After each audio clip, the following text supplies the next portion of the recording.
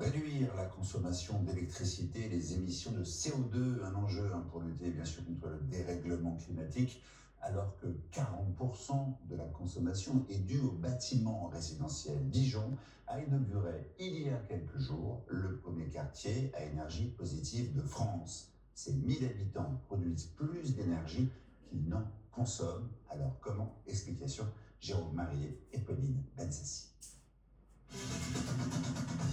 C'est devenu l'un des plus grands terrains d'expérimentation d'Europe. Le quartier Fontaine-Douche, 55 hectares à l'ouest de Dijon.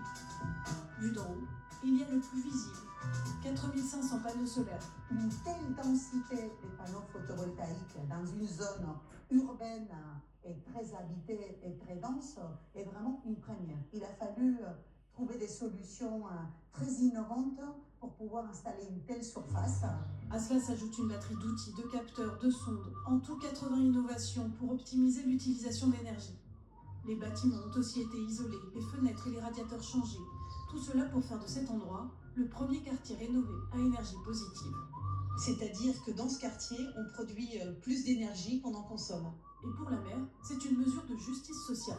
Parce que souvent, on a l'impression que l'écologie, c'est pour les plus aisés, alors que finalement, elle doit s'adresser d'abord aux personnes les plus vulnérables, parce qu'elles sont celles qui vivent parfois dans des logements qui sont des vraies passoires thermiques.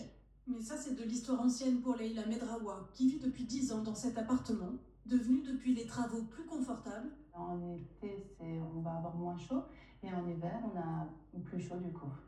Et tout cela en payant moins cher. On a calculé, normalement, ça serait entre 10 à 20% en moins sur la facture. Pour vous, ça peut faire quoi de consommation? On a regardé, donc ça nous ferait 52 € à peu près d'économie sur l'année. En baisse aussi les émissions de gaz à effet de serre du quartier, moins 75% par rapport à il y a 5 ans. La qualité de l'air s'est donc nettement améliorée selon la mairie. Pour arriver à un tel résultat, il a fallu débourser 36 millions d'euros, financés par la commune, les bailleurs sociaux et l'Union européenne. Si vous avez